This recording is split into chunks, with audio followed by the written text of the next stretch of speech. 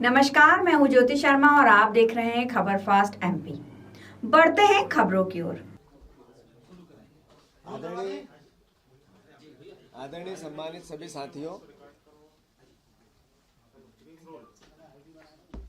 संविधान में प्रदत्त दूसरे नंबर की पोस्ट के विराजित व्यक्ति उपराष्ट्रपति धनखड़ जी ने हमारे प्रदेश के पूर्व मुख्यमंत्री और देश के कृषि मंत्री शिवराज सिंह चौहान जी को वही बात कही जो हम लगातार कई सालों से कहते आए हैं कि अगर इस देश में कोई एक राजनीतिक व्यक्ति सबसे ज्यादा झूठ बोलने वाला कोई है तो वो शिवराज सिंह जी चौहान है।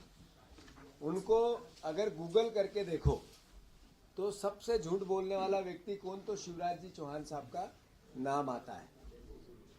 साथियों, जो बात लगातार एक साल से मेरे प्रदेश कांग्रेस के अध्यक्ष बनने के बाद से कांग्रेस पार्टी कहती आई है और उससे पहले से भी कांग्रेस पार्टी कहती रही है कि शिवराज जी जनता से भी झूठ बोलते हैं, व्यवस्था से भी झूठ बोलते हैं। 12 मंगलवार पिछले चले गए, मैंने उनसे टाइम मांगा कि मुझे आप समय दो, देश के कृषि मंत्री, मैं भी एक पार्टी का अध्यक्ष हूँ, कांग्रेस पार्टी विपक्ष की प्रमुख भूमिका निभाती है आप ही के राज्य में, तो मैं किसानों के हित और अधिकारों की आपसे बात करना चाहता हूँ, पर उन्होंने समय देना उचित नहीं समझा। ये मेरा व्यक्तिगत रूप से कोई अपमान नहीं है, व्यवस्था का अपमान है।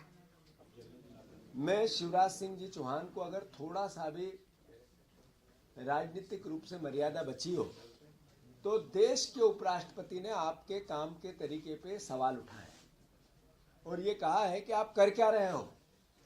इतने साल से किसान अपने फसलों के दाम मांग रहे हो और आप मौन हो, चुप हो, क्या प्रयास किया। और उसी टाइम एट ए टाइम संसद में वो बोले कि हमने समर्थन मूल्य लागत से डबल नरेंद्र मोदी की सरकार देती है। ये संसद में 3 दिन पहले शिवराज सिंह चौहान ने वक्तव्य भी दिया। इसका मतलब है कि फिर या तो धनखड़ साहब की भावना गलत थी या शिवराज जी ने संसद के अंदर झूठ बोला। क्लियर है। मैं अनुरोध करता हूं, धनखड़ साहब को धन्यवाद देता हूं, साधुवाद देता हूं, उनका हम नागरिक अभिनंदन करेंगे। उन्होंने किसानों के हितों और अधिकारों की बात कही। मैं उनको खुद व्यक्तिगत रूप से जाकर उनसे मिलूंगा और उनसे आग्रह करूंगा कि इतनी हिम्मत से आपने इस सरकार को आईना दिखाया, नरेंद्र मोदी जी को दिखाया, शिवराज सिंह चौहान जी को दिखाया।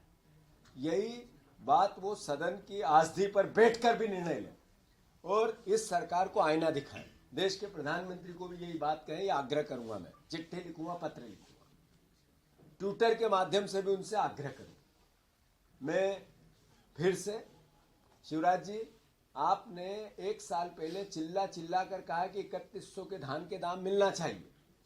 आज धान की खरीदी हो रही है 2300 रुपए में, यानी आपका झूठ, आपका पाखंड सर चढ़ के बोल रहा है।